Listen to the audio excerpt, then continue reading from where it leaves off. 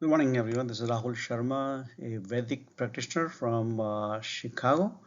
Today, I will be releasing my 70th video on most popular and most common topic among the Hindus about Satyanarayan Katha.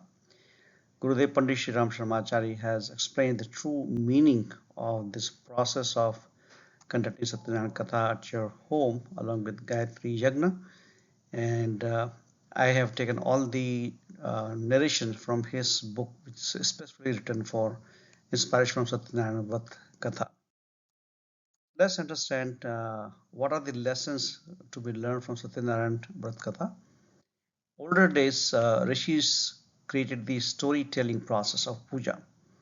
Today, in consulting world, we always talk about you should be a good storyteller. Even TED talk should talk about the good storyteller to communicate your message. But our rishis, they already knew 5,000 years ago that best way to communicate with the human being without any educational barrier is by the storytelling. And since Vedic literature is in Sanskrit, mantras are also in Sanskrit, it's not easy for everyone to really understand the true meaning of it. That's the reason the storytelling was the most accepted form, and that's what is still spreading even as of today. I have been in use for last 25 plus years, but I see most people are still having so much of deep faith and dedication toward the Satyanarayana Katha as compared to any other rituals or Vedic puja.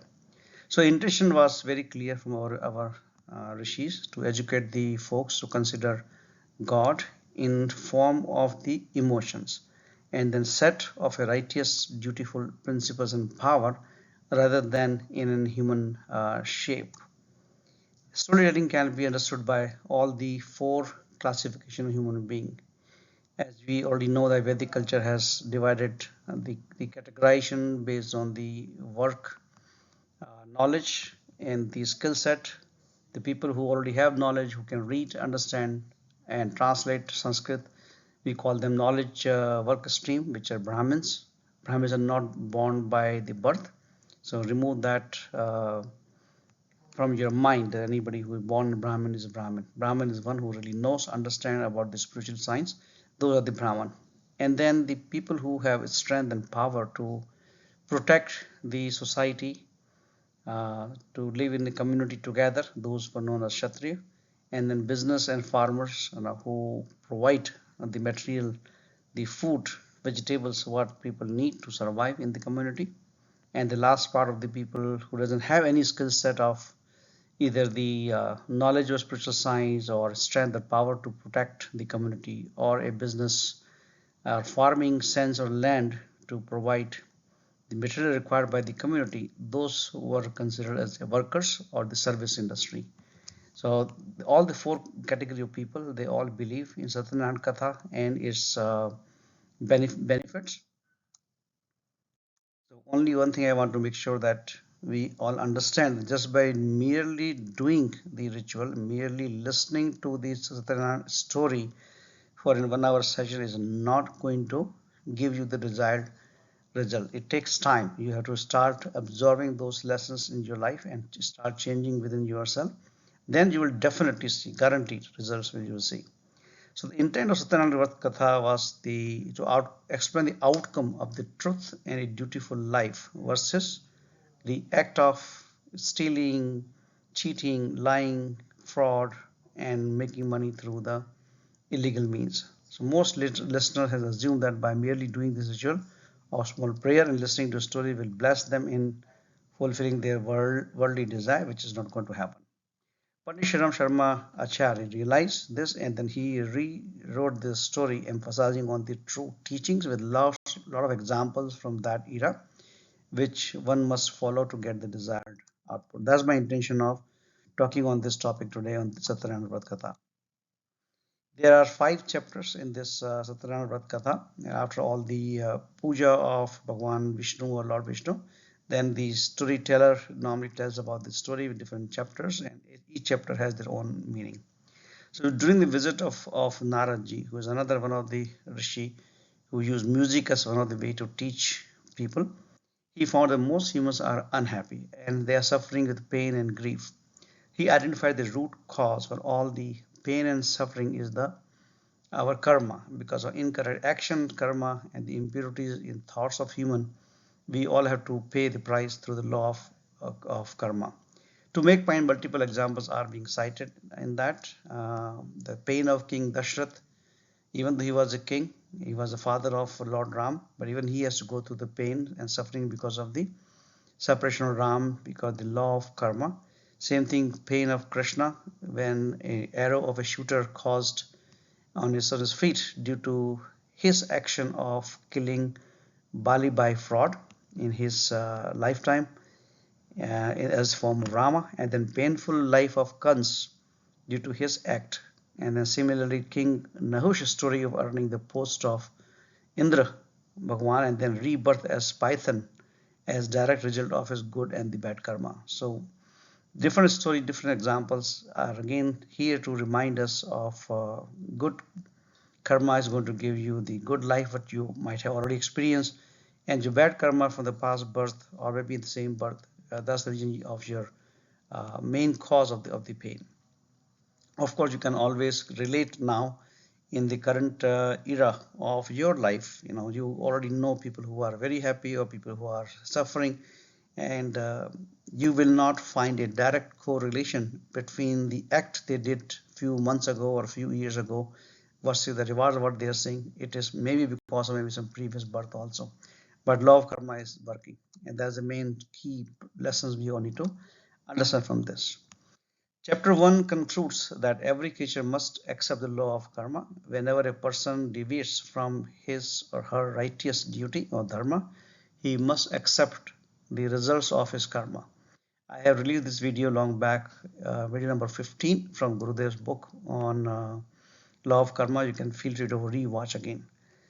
Second part is the truth is God. If somebody wants to understand or explain what God is, whatever the truth is, that is God. That's why Mahatma Gandhi has always played with the truth only. And then God can only be felt in emotions. God cannot be seen. It can be seen in terms of the nature, like all the beauty of the flowers, and the plants, and the trees, and the creatures, and the animals, and the human being. But he can definitely be felt in your emotions. Multiple examples were given again to make things easier, just like their storytelling quality. Like King Harishchandra, who was Satyavadi, was always truthworthy, was regarded as the best devotee because of his commitment to the truth. Same thing, King Dashrath could have forfeited his promise to send Lord Rama to forest for 14 years. The promise which he made to his queen Kekai, he could have said, no, hey, I'm the king, I overruled that, but no, he stuck to the truth because he had promised. He understood the value of his words given to him. And even though he suffered from the pain of sending Ram to forest, but he gone through that. Truth is one. Same thing, Mahatma Gandhi replied to a British official about his fearlessness is due to his dedication to the truth. Because somebody even asked him, hey, how you are so fearless, in front of all those British soldiers. And that's the only reason. If you are truthfully saying something, you don't need to worry about it. Lord Shiva's Nandi, which is one of the most popular vehicle for Lord Shiva, he has 4 legs, and 4 legs also represent the wisdom, the discipline, the service, and the courage. Okay, so these are the basic principles which we need to follow as a human being. Now let's talk about some of the examples of applied wisdom from even just for chapter 1. So Prahlad, Vibhishan, Bharat, and all the story, if you know, story within a story, they all follow the path of wisdom in favor of righteous duty against their own father, brother, and mom. So part of the Nandi's 4 legs, the wisdom, you see the example of all those people from your story character. Same thing, the applied principle of Sanyam or the self-discipline. The examples are filled with the Lakshman's example, Arjun, Shivaji, and Gandhari, who are the examples of self-discipline earned this special power. The third leg of Nandi is about the Seva, which is applied services to humankind, and examples of selfless service by Hanuman to Ram, Lord Krishna taking responsibility of washing feet of guests and removing the used plates of Pattal during Pandav's Rajsuya Yagna was again the act of the Seva. Similarly, Shabri, who all know the story of Shabri and Ram with the bear, but actually Shabri was doing the servicing to clean the pathway and lake or Mansarovar of Rishi Matang Ashram. And last example in this case is Arjun Das, who is one of the disciple of sixth Guru Ram Das. He took the duty just to clean all the utensils, but with full dedication. The last leg of worship or Nandi is the example of fighting spirit against the powerful Ravan. That's the example of the Jatayu. Jatayu was the bird. This is how you can learn how this story can really motivate you, inspire you to do the same. A good example what other people in history has done that. People following the path of truth and for realizing of the God must be free of the following elements. So we all have heard multiple times, but again, Satyanarayan Katha tells you to get freedom from greed, attachment with the family or moho, jealousy, the illicit desires of the kamnai, and the vanity, the ahankar. We need to get free from them to really get the benefit of it. Then the story take turns. Chapter 2 talks about the story of Sadanand from the Kashi, who even though was a Brahman was very poor because he deviated from following the path of the truth. When in the part of the story God met him, reminded him of his original task as a Brahman, that he need to gain and spread the knowledge of the spirituality. He need to prove the character by doing what he has to say and teach to become a true Brahman, and then cooperate in all the good deeds. That's the role of a Brahman. Sadanand understood that yes, he missed all those acts of a Brahmin. He followed the godly advice. He changed himself, and he became famous and started living good life. Similarly, when he was enjoying his life and he was doing some kind of religious celebration, one of the woodcutter was passing by, and he listened and learned about the benefits of following the righteous path and following the godly principle to get the good life. He also took a decision that he's going to do work hard and he's going to follow the godly principle, and he also become rich. So these are some of the examples. Just like a movie in 3 hours shows you the entire struggle of a hero, and then finally he become hero with a good lifestyle. Same thing, the story tells you all those things. But in actual life, it will take you maybe years, maybe birth, multiple births to realize your benefits. So as part of the chapter 2 continuation, the woodcutter who listened to the story and who saw the good lifestyle of Sadanand, he got this wisdom of doing the hard work with honesty. And then he got rewarded with more and more money from more businesses and a different geographical location. So that kind of wisdom came to him after he started following the godly principle.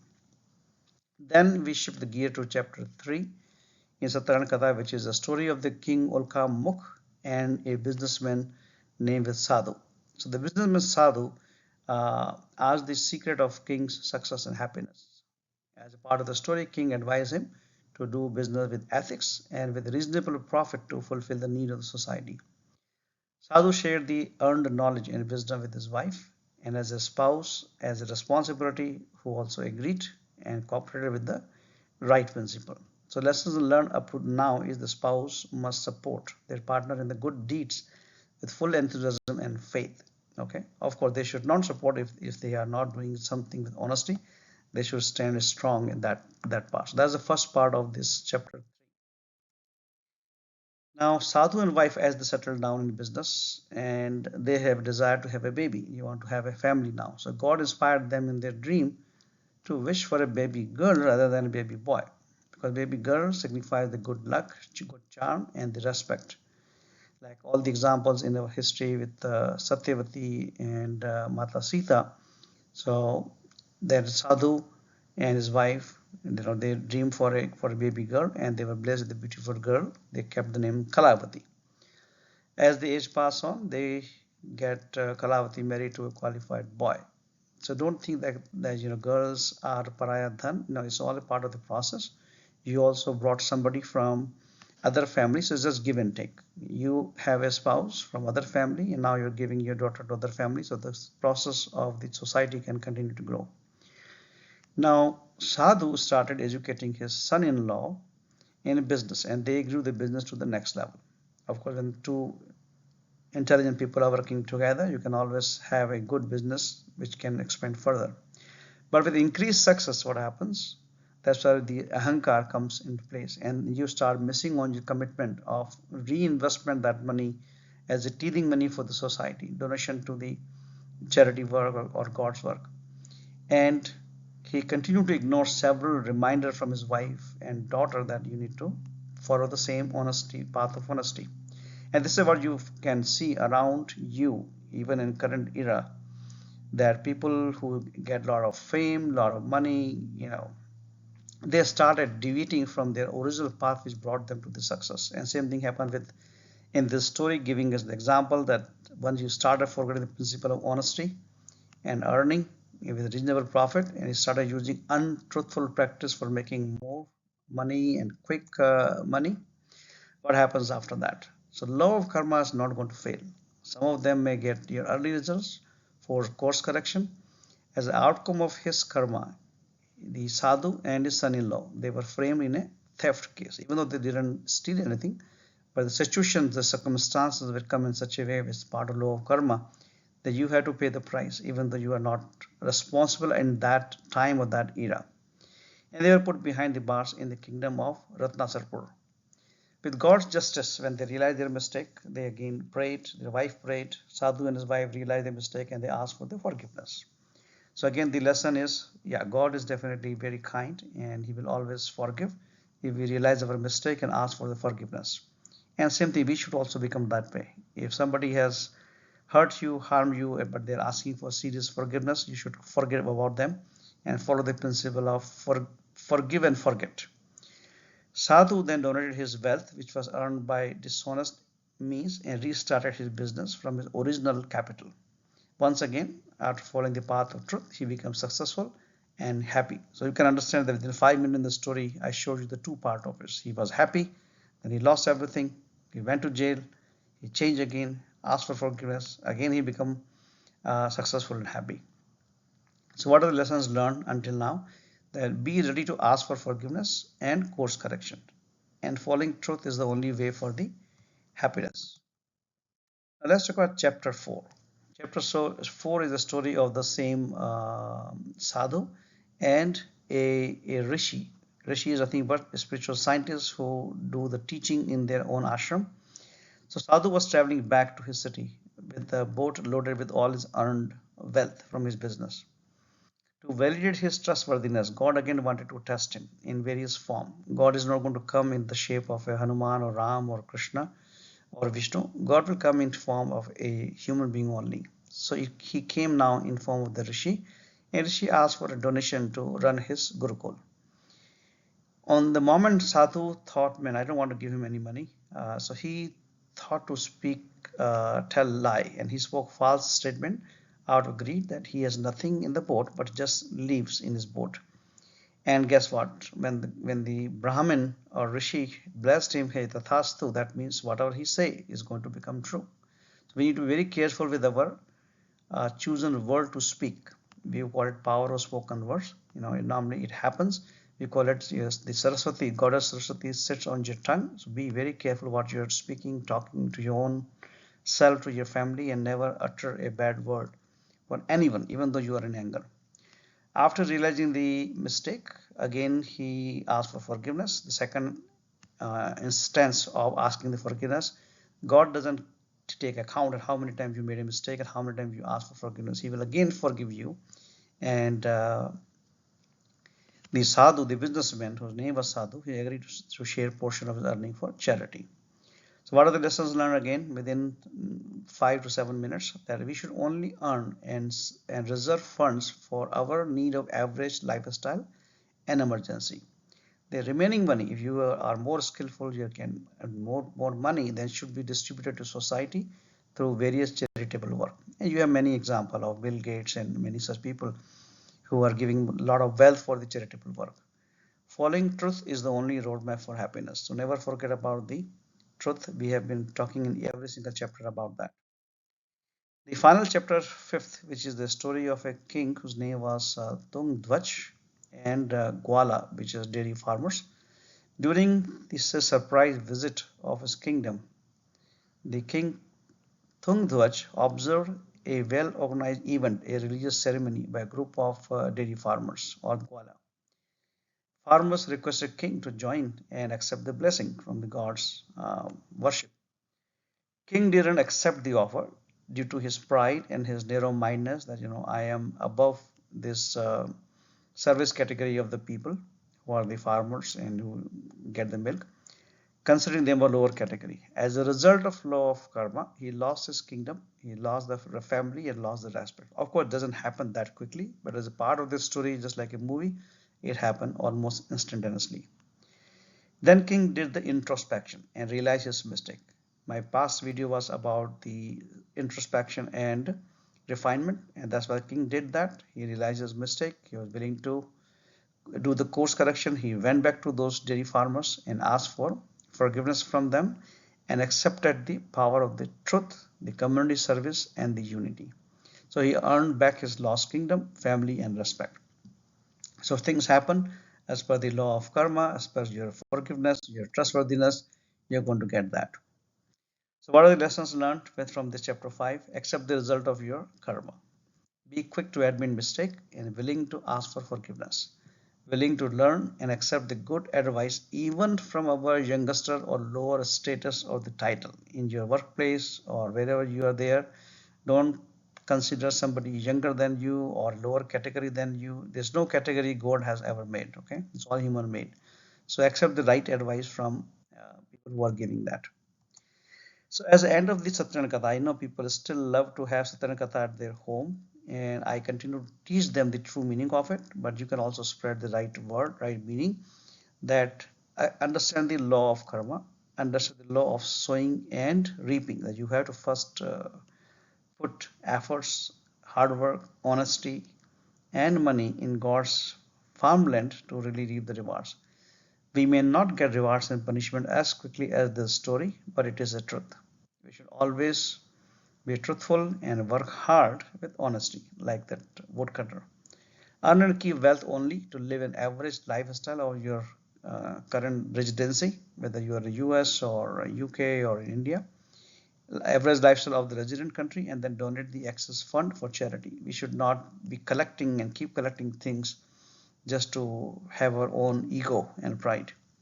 And then become good in storytelling and spreading the godly principle with the real life example as of today of your life or your known family life, because this old story does have that old example which today's generation may not accept and may not believe as a principle, but you can always take current example and then show them that this really works. It's only change of the timing, change of the name of the people, and the departing message. So you don't forget, be a Vedic practitioner or be Hindu, be a Sanatani, whatever you want to call it. Learn and adopt the practice, the secrets of success within the 3400 plus books written by Gurudev, making life simpler for us rather than reading the complex Vedas. Stay successful and happy and help others making this world in heaven. And then don't forget to subscribe to my channel to watch my next video. And remember the explanation of Navgraha Puja. You got to do your duty. Your duty is more people should know about Vedic culture. More people should know about our Hinduism or Sanatan Dharma, and they need to start following the practice. So you promote this video, invite people to your home, perform a Gayatri Yagna, and spread the word about Gayatri and Yagna to every single